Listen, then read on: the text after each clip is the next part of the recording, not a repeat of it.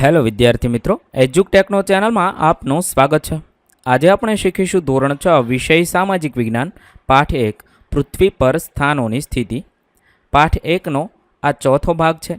1 થી 3 ભાગના વિડીયોઝ તમે વિડીયોના ડિસ્ક્રિપ્શનમાં આપેલી લિંક પરથી મેળવી શકશો। તો ચાલો શીખીએ પાઠ 1 પૃથ્વી પર સ્થાનોની સ્થિતિ। અહીંયા છે, હવે જોઈએ ચૂકશો નહીં। હકીકતમાં ગ્રીનિચ રેખા એ પ્રથમ જાણીતી ગ્રીનિચ રેખા નથી। ભૂતકાળમાં અન્ય પ્રકારની રેખાઓ પણ હતી।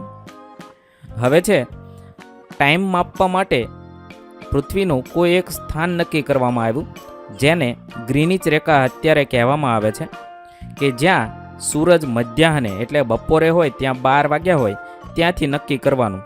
આગળના જે પૂર્વ ભાગ જમણી બાજુના છે એ પૂર્વ ભાગના દેશ છે, ત્યાં પૃથ્વીમાં પહેલાં સૂરજ દેખાઈ ગયો હોય અને એની પાછળ પશ્ચિમ ભાગમાં પછીથી દેખાય। તો એ ગ્રીનિચ રેખાને આધારે આખા પૃથ્વીનો સમય નક્કી થાય છે। એ આગળ આપણે શીખીશું।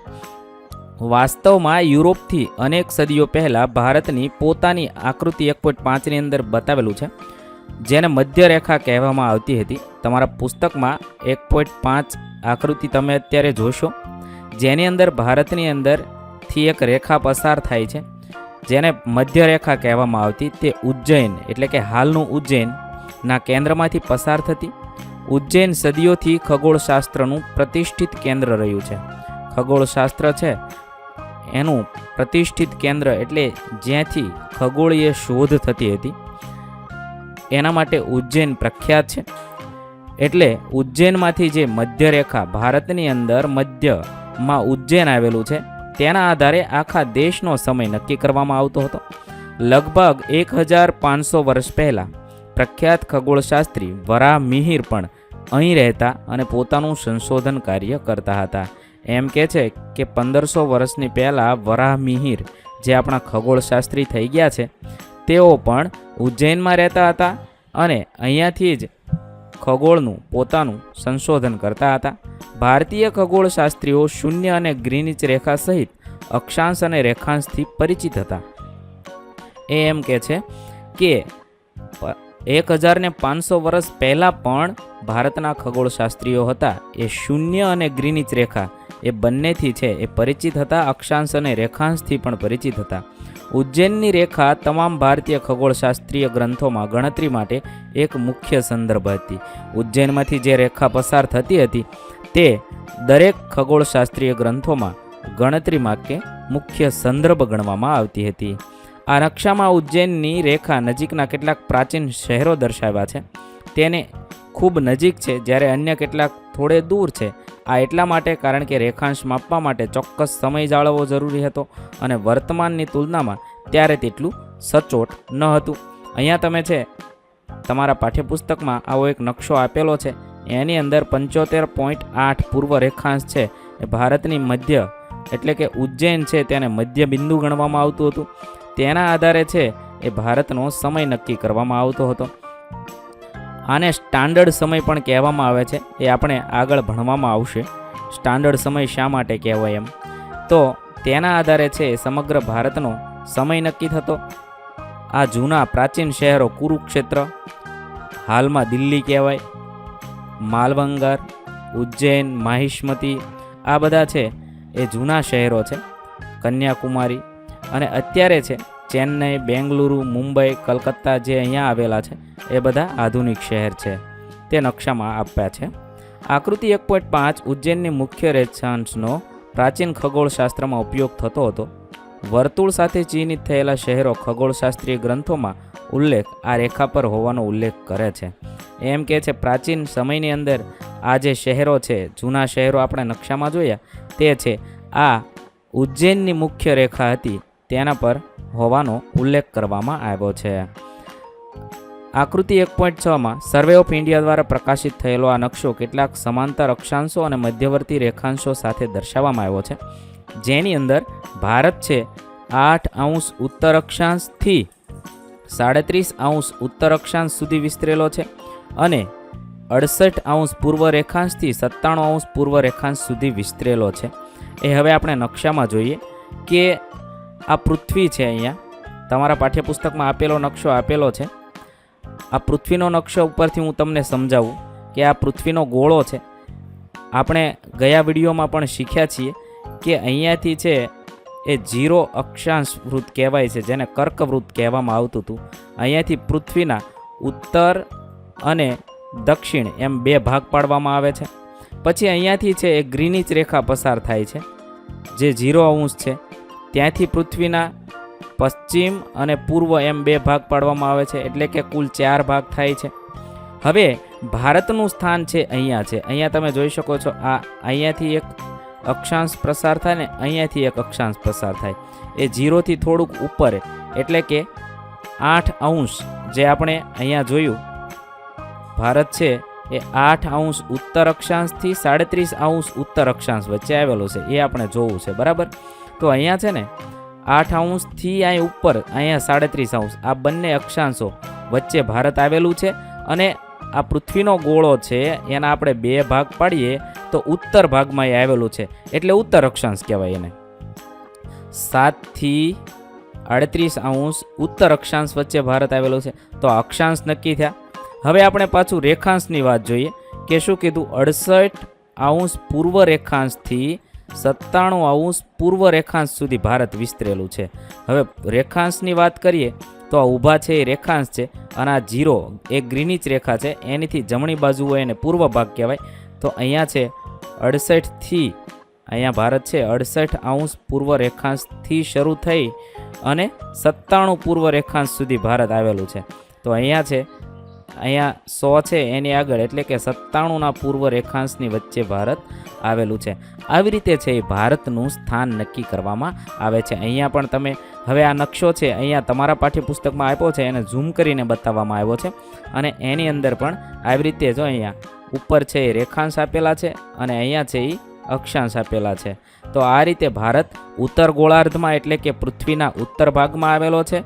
અને રેખાંશની દ્રષ્ટિએ જોઈએ તો પૂર્વ ભાગમાં આવેલો દેશ છે. એટલે આપણે અમેરિકાની સંસ્કૃતિને પશ્ચિમી સંસ્કૃતિ કહીએ છીએ, એ પશ્ચિમ ભાગમાં આવેલો છે, એટલા માટે એને પશ્ચિમી સંસ્કૃતિ તરીકે ઓળખવામાં આવે છે.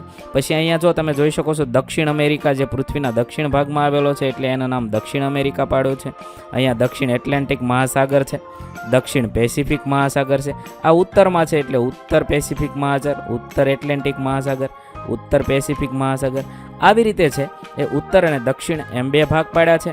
અને આ બાજુનો ભાગ છે એ પૂર્વ કહેવાય, આ બાજુનો પશ્ચિમ ભાગ, પૃથ્વીના આ રીતે ભાગ પાડેલા છે.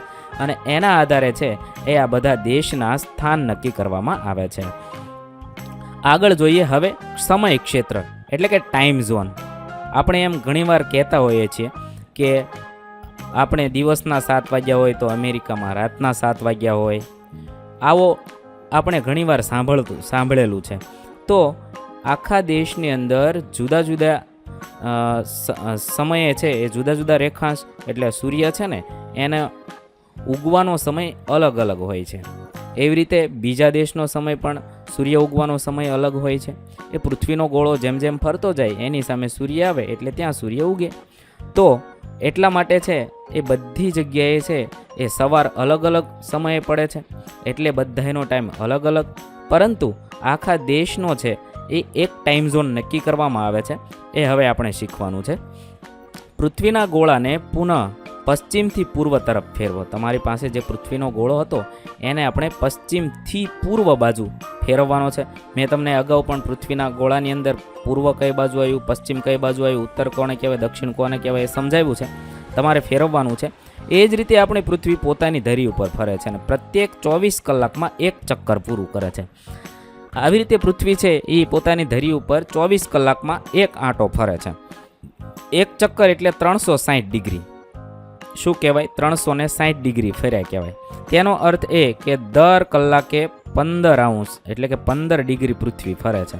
15 × 24 કરવી એટલે 360 ડિગ્રી ખસી જાય. 360 ડિગ્રી એટલે પાછી છે પોતાના. તો દર કલાકે કેટલું ફરે? 15 અંશ એટલે કે 15 ડિગ્રી ખસે છે. હવે દરેક 15 અંશ પર રેખાઓને ચિહ્નિત કરવાની છે.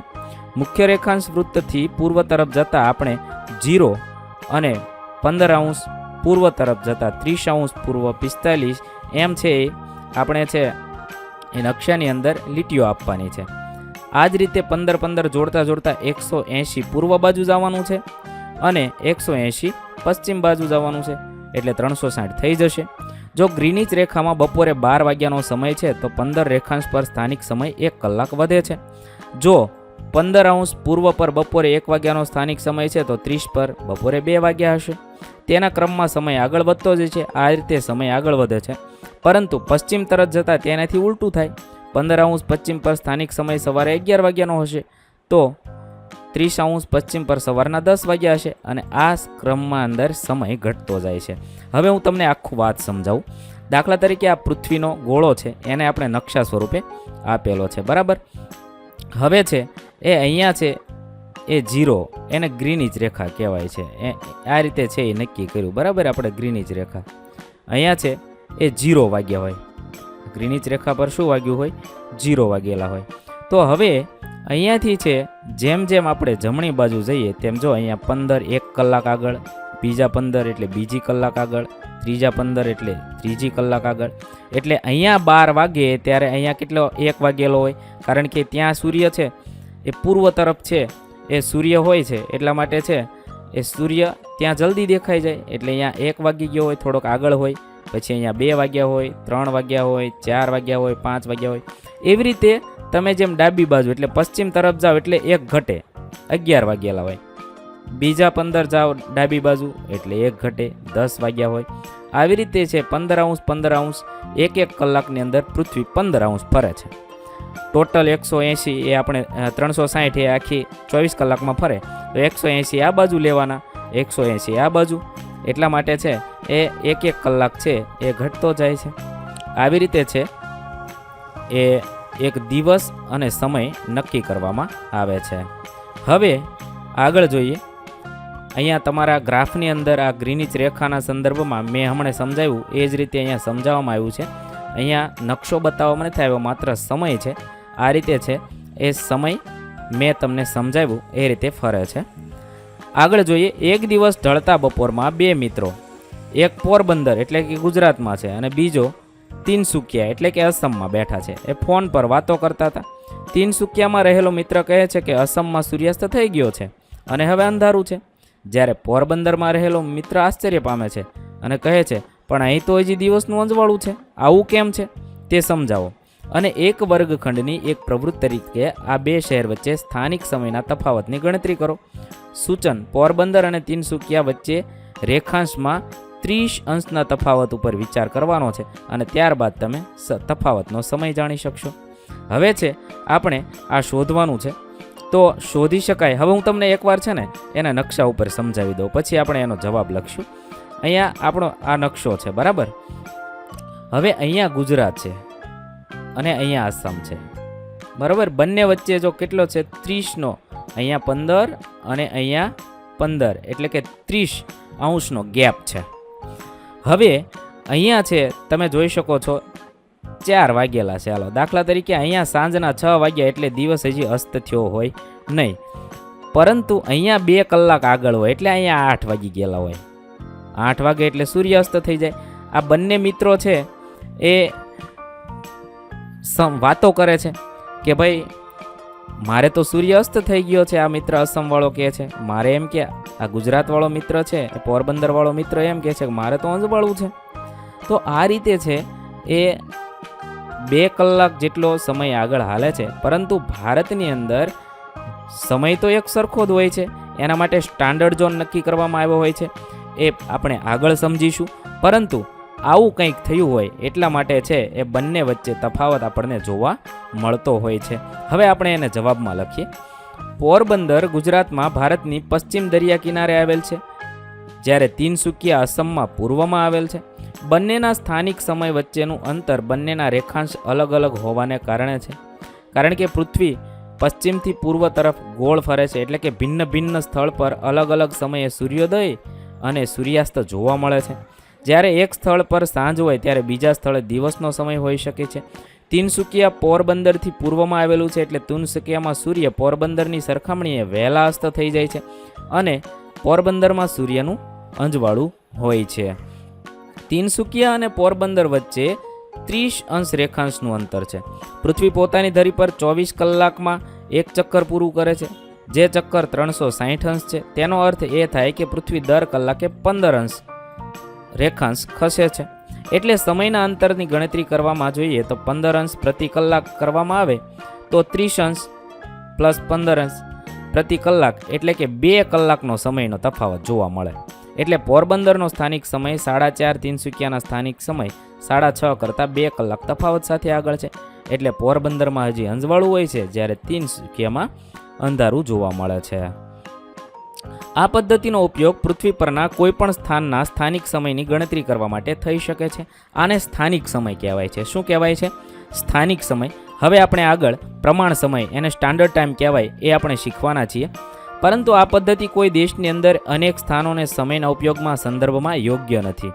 આ કારણસર મોટાભાગના દેશો તેના મધ્યમાંથી પસાર થતી મધ્ય રેખાંશ વૃત્ત પર આધારિત એક પ્રમાણ સમય અપનાવે છે. ભારતીય પ્રમાણ સમય ગ્રીનિચ મીન ટાઈમ અથવા જીએમટી, ગ્રીનિચ મીન ટાઈમ પણ કહેવામાં આવે છે, એના સ્થાનિક કરતાં 5.5 કલાક મિનિટ આગળ છે. ભારત છે એ 5.5 કલાક આગળ ચાલે છે. તેના આધારે છે એ ભારતનો સમય નક્કી કરવામાં આવે છે. ચાલો શોધીએ. ગુજરાત અને અસમમાં બેઠેલા બે મિત્રો પુનઃ ચર્ચા કરે છે. આ ઉદાહરણનો ઉપયોગ કરી સ્થાનિક સમય અને પ્રમાણ સમય વચ્ચેનો તફાવત સમજાવવા માટે પ્રયાસ કરો. હવે છે સ્થાનિક સમય કોને કહેવાય અને પ્રમાણ સમય કોને કહેવાય, હું જરાક તમને સમજાવું. સ્થાનિક સમય જે સ્થળ પર સૂર્યની સ્થિતિ પર આધારિત હોય છે, આથી રેખાંશ વૃત્તની સાથે સાથે તે બદલાય છે. જ્યારે પ્રમાણ સમય એ કોઈ પણ દેશ કે ક્ષેત્રના મધ્યમાંથી પસાર થતા રેખાંશ વૃત્તને આધારે નક્કી થાય છે.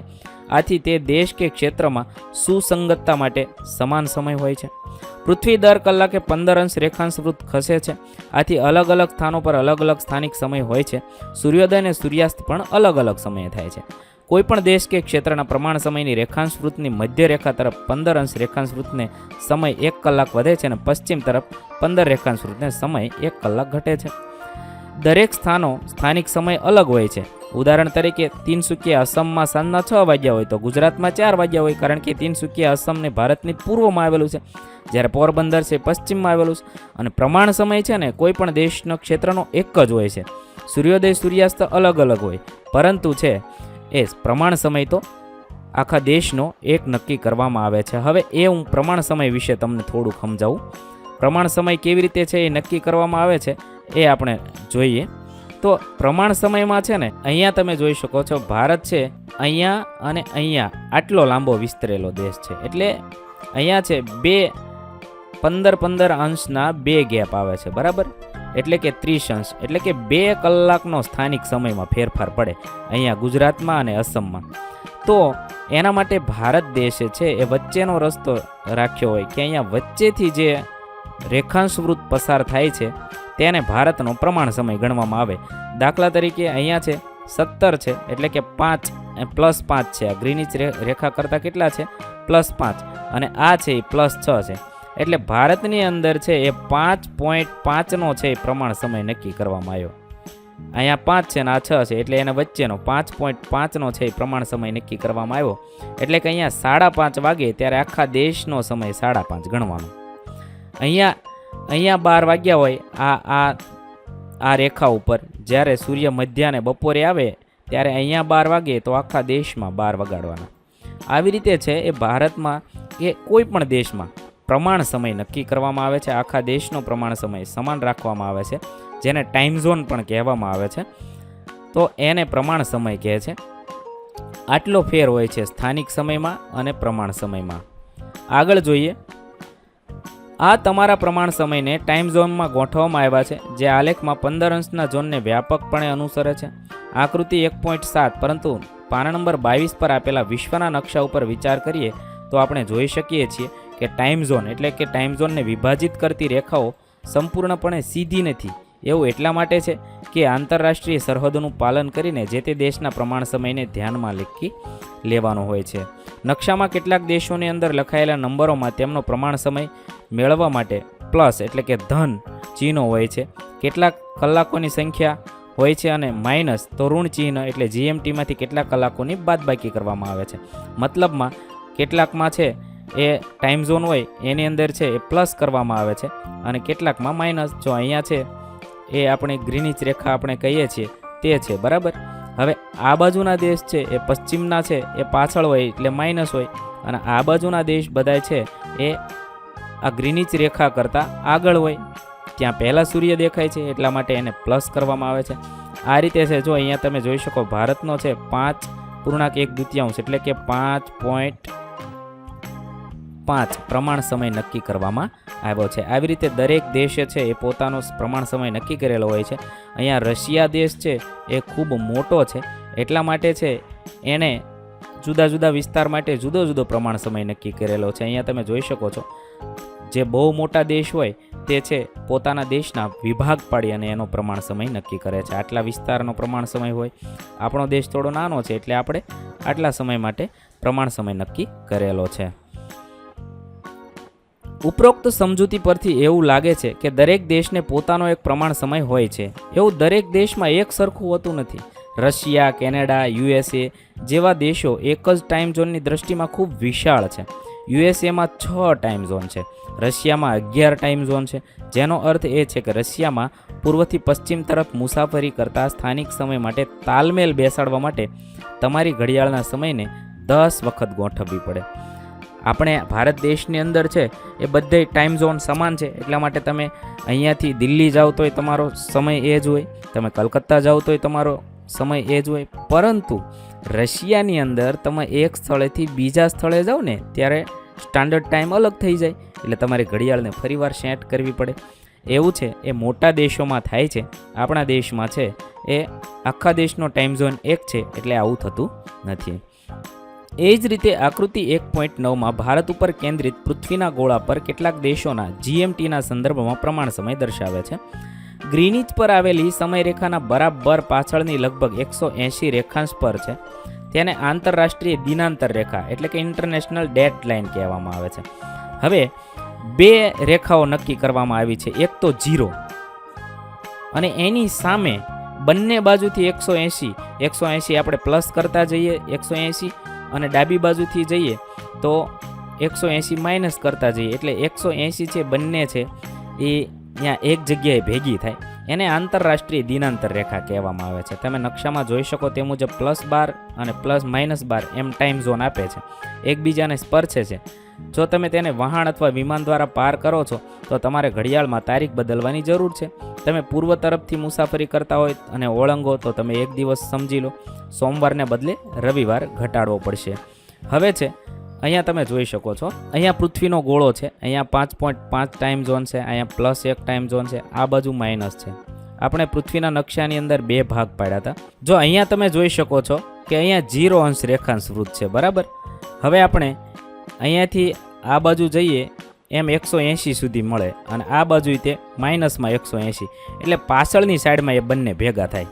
તો પાછળની સાઈડમાં જ્યાં ભેગા થાય છે એને બંને બાજુ 180 ભેગા થાય એને ઇન્ટરનેશનલ ડેટ લાઇન કહેવામાં આવે છે.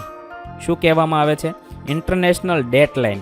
એટલે કે ત્યાં તમે પહોંચો એટલે ત્યાંથી તારીખમાં ફેરફાર થાય છે. બંને છે એ વિસ્તાર હાવ બાજુમાં હોય તો એકમાં છે એ 5 તારીખ હોય તો બીજા વિસ્તારમાં 6 તારીખ હોય છે, ત્યાંથી તારીખ ફરે છે એટલા માટે એને ઇન્ટરનેશનલ ડેટ લાઇન પણ કહેવામાં આવે છે. જો તમે પશ્ચિમ તરફથી ઓળંગો છો તો તમે એક દિવસ રવિવારના બદલે સોમવાર ઉમેરો છો.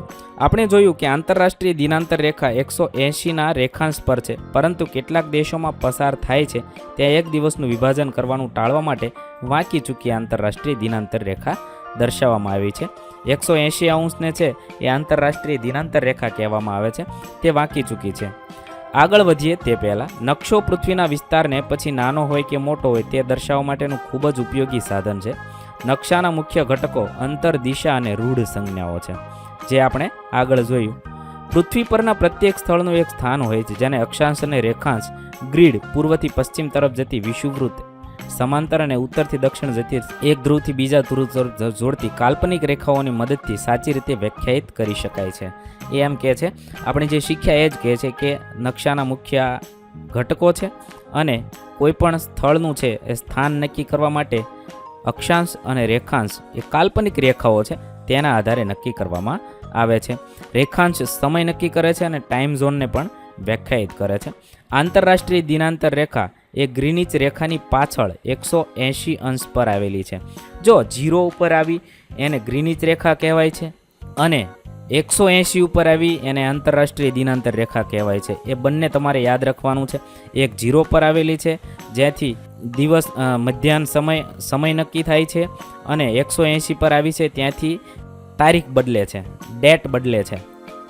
આ રીતે છે ગ્રીનિચ રેખા અને આંતરરાષ્ટ્રીય દિનાંતર રેખા બંને અલગ છે. એક 0 ઉપર આવેલી છે અને એક 180 પર. હું એ બંને વિશે તમને હજુ થોડી માહિતી આપી દઉં. આ નકશાને આધારે હું તમને સમજાવું. જો અહીંયા છે એ 0 અંશ આપણે કીધું એ ગ્રીનિચ રેખા છે અને અહીંયા છે 180 અંશ. અહીંયા છે આ પૃથ્વીનો આ ભાગ નકશાનો છે ને એ અહીંયા જોડાઈ જાય. પૃથ્વી તો ગોળ છે એટલા માટે આ નકશો છે ને એ અહીંયા એ જોડાઈ જાય અને અહીંયા છે એ આંતરરાષ્ટ્રીય દિનાંતર રેખા નક્કી કરવા. હવે આ દેશની અંદર આંતરરાષ્ટ્રીય દિનાંતર રેખા સીધી આંકવામાં આવે તો આ દેશના 2 ભાગ પડી જાય. 2 ભાગ પડી જાય તો એકમાં સોમવાર હોય ને એકમાં રવિવાર હોય. એટલા માટે આંતરરાષ્ટ્રીય દિનાંતર રેખા આમ થોડી વાંકી ચૂકી કરવામાં આવી. એટલે કોઈ પણ દેશની અંદર 2 દિવસ એક દિવસની અંદર 2 તારીખ ન થાય એટલા માટે આ રીતે આંતરરાષ્ટ્રીય દિનાંતર રેખા વાંકી ચૂકી બનાવવામાં આવી છે. આ આંતરરાષ્ટ્રીય દિનાંતર રેખા છે 180. તમે આ બાજુ હવે 180 પહોંચો એટલે અહીંયા પહોંચી જાય પાછું. આ આંતરરાષ્ટ્રીય દિનાંતર રેખા કહેવાય છે અને આ છે એ ગ્રીનિચ રેખા કહેવાય છે. આ રીતે તમારે યાદ રાખવાનું છે. અહીં આપણે આપણો પાઠ પૂર્ણ કરીએ છીએ. વિદ્યાર્થી મિત્રો, ધોરણ 6 ના સામાજિક વિજ્ઞાન વિષયના તમામ પાઠના પ્રશ્નોના જવાબના વિડીયો આપણી ચેનલ પર ઉપલબ્ધ છે, જે તમે ધોરણ 6 સામાજિક વિજ્ઞાન નામના પ્લેલિસ્ટમાંથી મેળવી શકો છો. પ્લેલિસ્ટની લિંક વિડીયોના ડિસ્ક્રિપ્શનમાં આપેલી છે તથા જો તમારે તેની પીડીએફની જરૂર હોય તો તે તમે આપણી એપ્લિકેશન પરથી મેળવી શકો છો. એપ્લિકેશનની લિંક પણ વિડીયોના ડિસ્ક્રિપ્શનમાં આપેલી છે. વિદ્યાર્થી મિત્રો, આપેલા વિડીયોની જો તમારે પીડીએફની જરૂર હોય તો તમે આપણી એપ્લિકેશન સ્માર્ટ સાથી પરથી મેળવી શકશો. વિદ્યાર્થી મિત્રો, આપણી એપ્લિકેશન સ્માર્ટ સાથી પ્લે સ્ટોરમાં આવી ગઈ છે, જેની અંદર તમે બધા વિભાગ જોઈ શકો છો. તેની અંદર વિવિધ ધોરણ છે. ધોરણ ઉપર ક્લિક કરતા વિવિધ વિષય ખુલશે. વિષય ઉપર ક્લિક કરતા તેની અંદર આવતા પાઠ ખુલશે. તેની અંદરથી તમે પાઠ્યપુસ્તક પણ ડાઉનલોડ કરી શકો છો. તેની અંદર આપેલા પાઠમાં ક્લિક કરતા તમે પાઠની પીડીએફ, સ્વાધ્યાયની પીડીએફ, સ્વાધ્યાયન પોથીની પીડીએફ, પાઠના વિવિધ વિડીયોઝ, સ્વાધ્યાયના વિડીયોઝ, સ્વાધ્યાયન પોથીના વિડીયોઝ બધું જોઈ શકો છો અને ડાઉનલોડ પણ માત્ર એક ક્લિકમાં કરી શકો છો. વિદ્યાર્થી મિત્રો, આપણી એપને સપોર્ટ કરજો, ડાઉનલોડ કરજો